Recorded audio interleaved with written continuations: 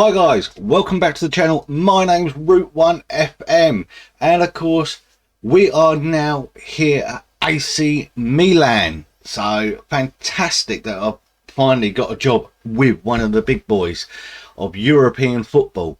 And if you caught my last video, you saw how good this team was with what I had. I come in after the transfer window and we've gone on and won the UEFA Cup and the Coppa Italia.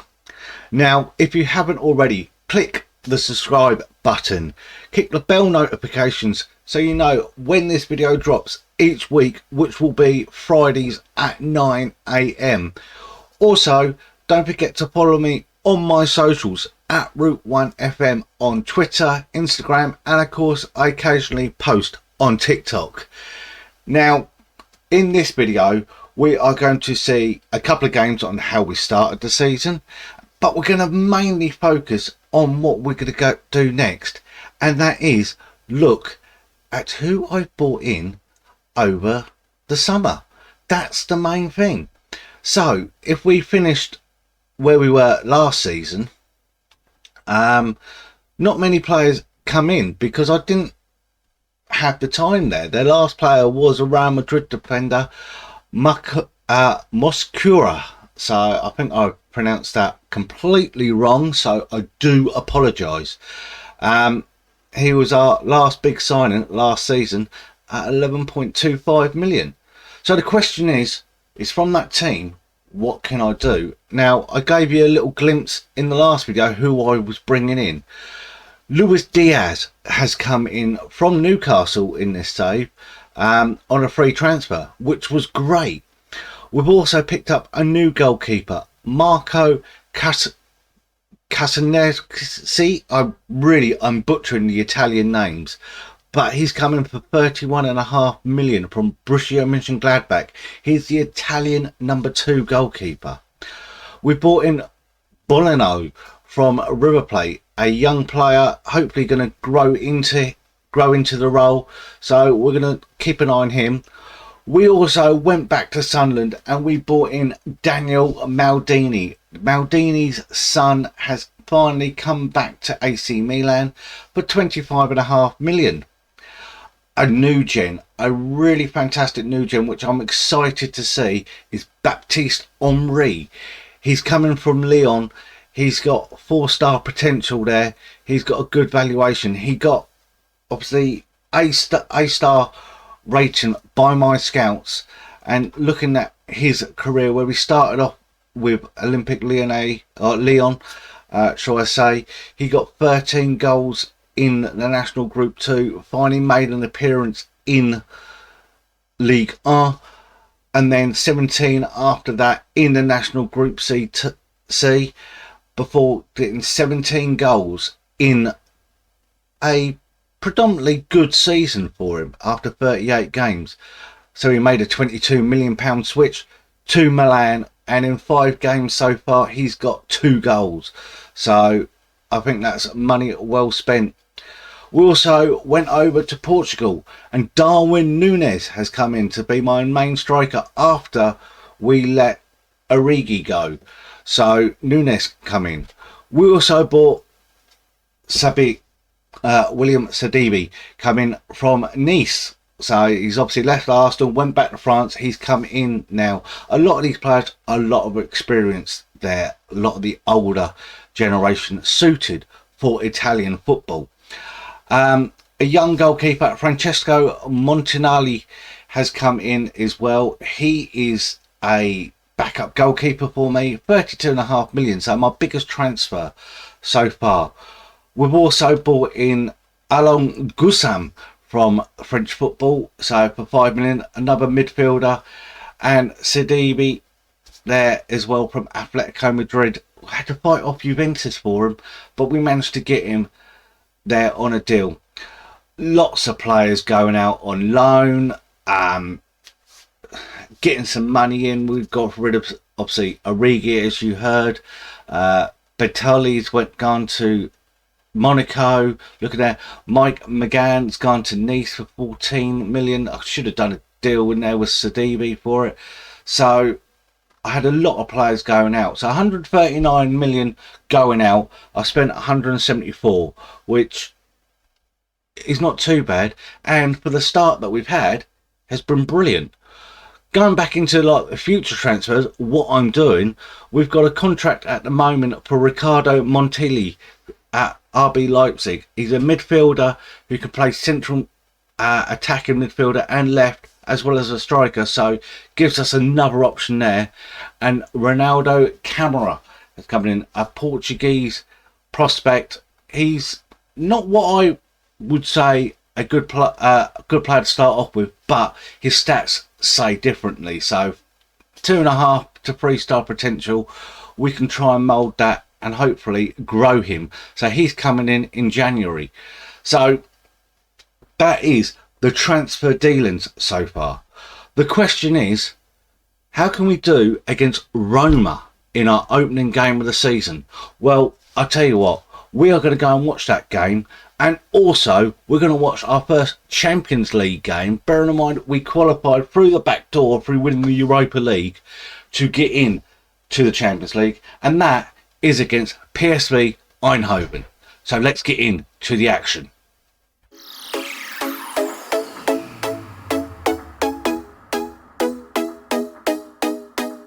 And here we go with the opening day of the season against AS Roma. Now, we've just played them in a friendly, which we just won 2-0 as well at home to get preparation for this game. So I was thinking it was a bit strange, but Maldini's in here and he's lobbed the keeper and it's in. Yes, no, referee is calling it back. He's giving it as offside. That was unlucky for our first attack of the new season. I thought Maldini done well and got in the back there. But yeah, going back to the comment, it was a friendly literally a week before against Roma. So it was getting to know a lot of the what they're about as well going ahead in the new season. But they were also checking us out. But we've done a completely different team to what we had, and here we go with Luis Diaz on the left. So a lot of all my new signings, shall I say, for the main team are all starting. Maldini cuts inside, he's in, and he can't put the ball in the back of the net, which was very strange. Normally in a Sunderland shirt he would have done that, but here he is again. He's literally playing around Darwin there into Luis Diaz. Darwin's gone with the run, no one's picked him up. Diaz back, it's a shot, and there it is. It is a first goal for his new club for Luis Diaz. Point gets his name on the score sheet, coming in from the left, which was a really good strike there. Now with Memphis Depay taking the free kick for Roma, and he's narrowly gone over the bar. Bear in mind, Depay, Tammy Abrahams are all still here at Roma. But what can Milan do? We're 1-0 up with the second half looming. Maldini's in. He's absolutely skied it. He got himself in there. Pre-season, it's not done too bad. We won all of our games apart from the Super Cup, which we lost 4-1 to Real Madrid, which wasn't good. But we're on the attack again. Looking for Darwin there, but we are first to the ball. Maldini, Darwin's in. He's got the pace. He's got to bear down on goal, but he's just put it over the bar, which was so unlucky there. We move on again. We get a corner here. Lee with the corner, looking for the back, and it's narrowly tripped past the post. It's so unlucky. Tomori and Sidibe was in there. But check out this free kick. So the ball plays back to Theo. Theo Hernandez pushing. She gets the ball in. Darwin Nunez scores. There it is. Nunez gets his name on the score sheet for the first time this season as well. It is now 2-0 to AC Milan, which is really fantastic news after the season they had. I think they lost their last opening day of the season. But here comes Simic. Simic bearing down, and that's a good save by the goalkeeper. Could have gone anywhere. What can we do now from the resultant corner? Lee with it. Lee curls it in. No one can get on the back there, but it's broken out to Maldini. Maldini trying to get it back in, but it literally goes back. But the ball goes in towards Simic, and it is cleared. Roma take the ball out. Abrahams tries to play it up, but it comes straight back. Maldini trying to get in behind there, but is well looked after. So overall, this performance in the first game, really good. So a good 2-0 victory by the looks of things. We're looking for more. Looking for Simic trying to get in there, but it's gathered up by the goalkeeper. Really good play there. Milan is really impressing me with their opening start of the season. We look like we're going to get one more highlight here, but is it Roma's attack or is it AC Milan's attack? That is the question. Roma with the ball trying to play diagonal long, but we've picked it up again. Tomori into Theo. Theo drives, looking for a runner of Lee, but Lee doesn't checks his run back, but plays a long diagonal ball towards Maldini, and it goes out for a throw. And from the resultant throw, what could happen here? Ball. Here it goes. Long throw in, looking for Maldini, gets the flick and tries to get it back, and it's come back out to Darwin, and Darwin can't put it into the net. So unlucky there, and that's it. 2-0 victory. And here we are back at the San Siro playing Champions League football, where we're in a group with Feyenoord, Bilbao and Man City. But with Feyenoord on the attack, ball is dangerously played across the goal, but no one's there to pick it up until the back post. But we've come away with it. A little bit of changes because of the league schedule, but Darwin's in here. Darwin with a shot, and it's saved by the goalkeeper. So unlucky there. Darwin clean through, but Lee with the corner, and it's come to nothing. It's cleared by Eindhoven. So we got Ostigid playing. We've got Schmick playing. Artostori. Astero, shall I say? I'm murdering these names. Cucurella is playing, so a lot of changes. So Baptiste Henry not playing, but what can we do here? That is the question. Champions League is going to be completely different to the league, and we know that. But Tomori picks it up, and Balanchi plays it long. Lee has got in here. Lee, ball across, looking for Darwin Núñez, and he just puts it past the post. He's getting in the right positions. Theo to Ostigard brings it forward. The tall Norwegian, obviously at the back, he can play strike as well. He was the ones who got the goals in my first game, and there it is. Look at that. Darwin Núñez peeled off the defender, acres of space, and still done a delightful little chip to put it in. Milan 1-0 up. Here comes Eindhoven again, trying to play it around, trying to get past this defence, and the ball is literally played around, but it's cleared. Cucurella coming forward, but can't get past the defender. It plays it out wide, and what an interception that was. Lee changing into the attack. Here comes Simic. He's off the post. That should have been 2-0. Should have been 2-0 there. From the corner, looking for someone, but hang on, that's a penalty. Ref has given a penalty. There has been a foul in the box. He has given a penalty by the looks of things. Theo Hernandez, for his first of the season, now steps back, left-footed, and it's saved. It's saved, and he can't put the follow-up in as well. Ball is completely cleared. Again, on the attack from the throw.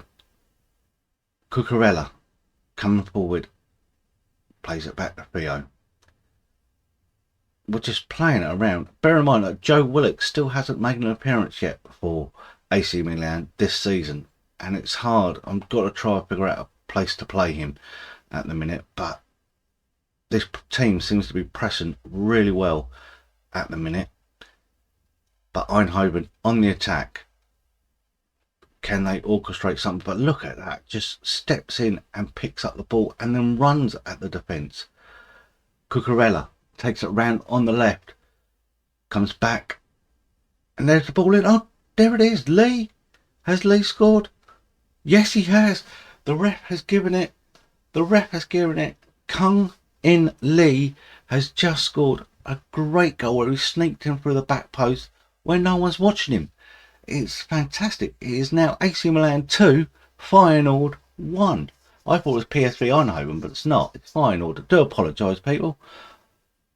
But here we go on the defence again. Feyenoord trying to find a way through.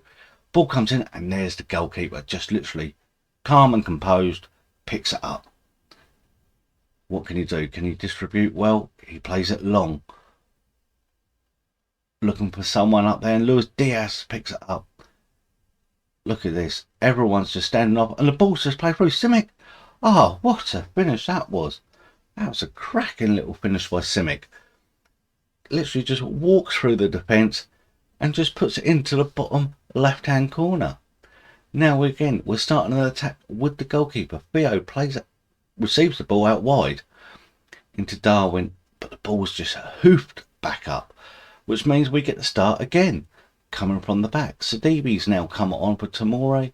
Artisco is there. Simic looking for Darwin Núñez, and the ball just comes back, and we pick it up again. We're literally trying to create stuff, going forward. Maldini's in there. Look at that, Baletti coming forward. Artistico, shall I say. He's my little artist, young Italian midfielder. But they're literally playing around. Simic looks for Luis Diaz. Luis Diaz get the turn. Darwin Núñez, that's his second of the game. Well, Núñez has got a second goal. That's now 4-0. Yes, it's now 4-0. What a great turnaround of events here, showing what the Italian teams are made of. From the throw, Maldini picks up a little chip to the back. Darwin Núñez, that's a hat-trick. Darwin Núñez is the first Milan player under my stewardship to grab a hat-trick. Wow, what a fantastic occasion this is. And again, we still want more. We are playing around. Simic looking for Luis Diaz, but it's narrowly past the post. As Feyenoord come back in, they could have easily snatched one there, but it's been cleared. They're coming back again with a long shot, and that's it.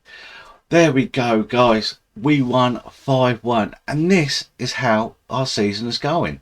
So, as you heard me say, we lost 4-1 to Real Madrid. Mbappe getting 2, João Pedro getting 2.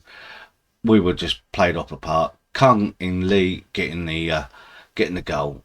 Like I said, we played Roma a week before playing Roma actually in the league, and we saw that 2-0 victory. We then had a 1-1 draw against Genoa, which Theo Hernandez got his first goal of the season, but we lost it in the last minute to a penalty.